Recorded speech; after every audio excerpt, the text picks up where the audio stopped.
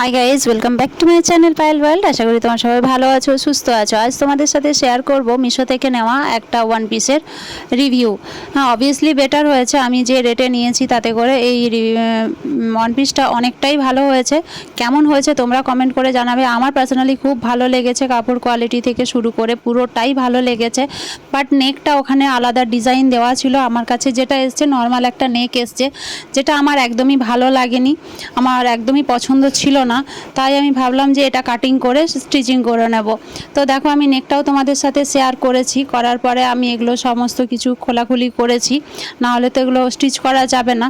তাই এগুলো খুলে এখান থেকে এই গলা থেকে পুরো এই পুট যেটা রয়েছে, মানে আমাদের ঘাড়ের ওখানটা আমি 2 ইঞ্চ 4 ইঞ্চ কেটেছি। দুদিক দিয়ে 4 ইঞ্চ, মানে এদিকে 2 এদিকে 2, 4 ইঞ্চ কেটে মাইনাস করেছি। তাতে করে কি আমি গলাটা নিজের মতো করে শেপে নিয়ে আসতে পেরেছি, আর পুরোটাই সেট হয়ে গেছে। কিন্তু প্রবলেম একটা হচ্ছিল যে আমার মেশিনে হচ্ছিল না। তাই আমি এখানে প্রচুর টেলারে গেছি। প্রত্যেকটা টেলারে একটাই কথা বলেছে যে এখানে যে নিডলটা ইউজ করা হয় সেটা আমাদের মেশিনে হবে না, তাই কোনোভাবেই আমরা হেল্প করতে পারবো না। আমি ভেবেছিলাম যে এটা তাহলে আমার আর পড়া হবে না, থেকে যাবে। কিন্তু নিজেই চেষ্টা করলাম, আর কীভাবে করলাম সেটাই তোমাদের সাথে শেয়ার করব। যারা আমার মতো প্রবলেমে পড়ে যাবে বা মেশিন নেই, হাতে কোনো কিছু সেলাই করতে হবে, কিভাবে করবে চলো সেটাই তোমাদের সাথে শেয়ার করি। তো দেখো, আমি এখানে 2 ইঞ্চ করে এখানে মাপ নিয়ে আর কেটে নিয়েছি। যতটা আমার দরকার ছিল আমি সেইভাবেই মাপটা নিয়েছি ফিতের মাধ্যমে নিয়ে, আর কাটিংটা করব। আর এটা মানে পুরোপুরি অন্যরকম একটা কাপড়, যেটা স্টিচ করতে গেলে কি হয়, একটু মোটা নিডল হয়ে গেলে তো এটা নিডলটা সেলাই করার পরে ওখান থেকে ফুটো ফুটো হয়ে গিয়ে স্টিচটা বেরিয়ে এসে সেলাইটা ফেঁসে যায়, যেটা আর ইউজ করার মতো থাকে না। তো এই কারণেই আমার মেশিনে হলো না, প্লাস অন্য কারোর মেশিনেই সেটা সম্ভব ছিল না। তো আমি ভেবেছিলাম যে আর ইউজ করতে পারবো না, কিন্তু মাথার মধ্যে বুদ্ধি তো আনতেই হবে। এত শখের একটা জামা যখন কিনেছি, পরতে তো তখন হবেই, তাই না বলো? তো ভাবলাম চলো একবার ট্রাই তো করে দেখি। ট্রাই করতে গিয়ে যখন ভালো লেগেছে তখন ভাবলাম তোমাদের সাথে শেয়ার করব না কেন। অনেকেরই থাকে যে মেশিন থাকে না বা হাতে সেলাই করতে হবে, আমরা বুঝতে পারি না যে কিভাবে সেলাই করব। হাতে সেলাই মানেই তো সেই সেলাই দেখা যাবে, তাহলে সেটা তো অতটা ভালো হবে না।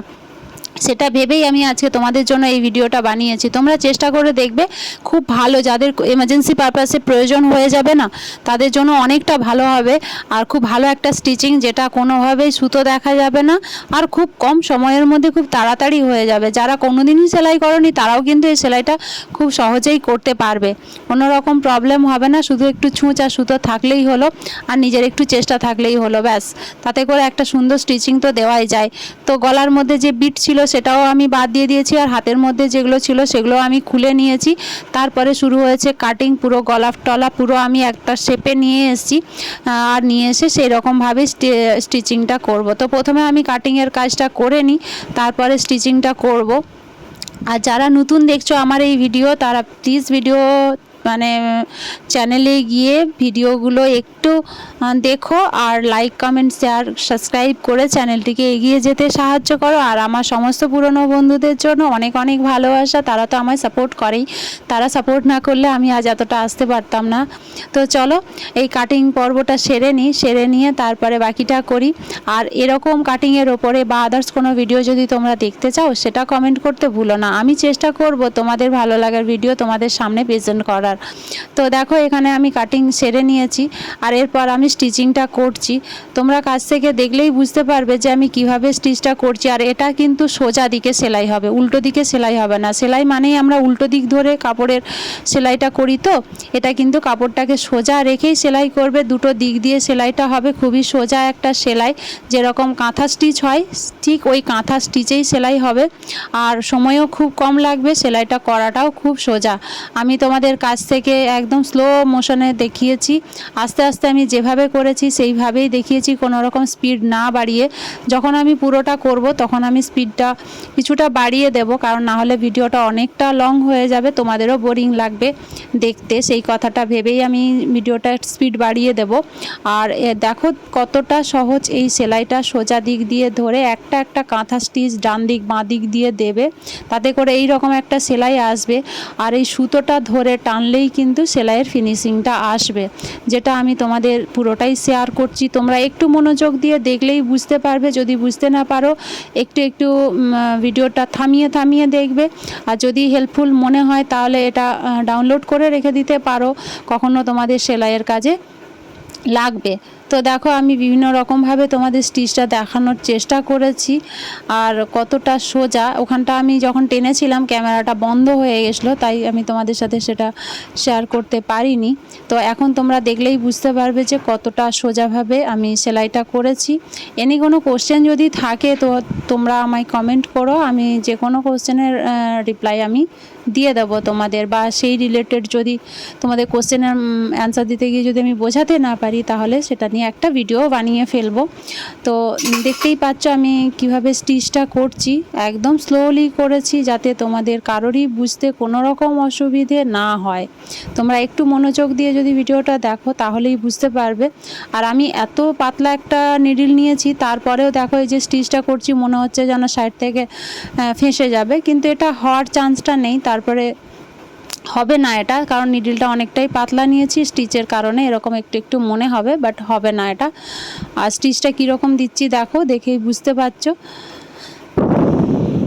তো খুব সোজা একটা সেলাই, যেটা সহজেই হাতে করা যায়, একদম মেশিন সেলাইয়ের মতো হবে, সুতোও দেখা যাবে না, আর কম সময়ে বাড়িতে নিজেই করা যাবে, কোনো টেলারের কাছে দৌড়াতেও হবে না। তো দেখো এতটা স্টিচ আমি করে ফেলেছি, করার পরে এরপর আমি এই সুতোটা ধরে এই জাস্ট একটা টান দেব, দেখো বসে গেল পুরো। তো সেম এইভাবেই আমি পুরোটা স্টিচ করব। আর এই স্টিচটা দেখে বোঝা যাচ্ছে যে আমি হাতে করেছি, একদমই কিছু বুঝতে পারবে না।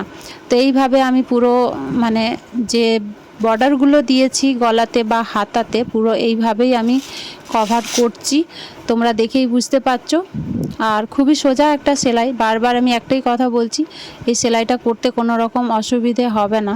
আমি এখানে কোনো রকম মিউজিক ইউজ করতে পারি না, যারা আমার ভিডিওটা দেখবে তারা যদি জানো তাহলে আমায় জানিও, কারণ মিউজিকগুলো আমি যেখানে আমি এডিট করি সেখান থেকেই নিই, কিন্তু কপিরাইট আসে বলে কোনো রকম মিউজিক আমি এখন ইউজ করতে পারছি না। পুরো ভিডিও আমি ভয়েসের মাধ্যমেই আপলোড করছি এতদিন ধরে, যারা আমার ভিডিও অনেক দিন দেখছে তারা বুঝতেই পারছে।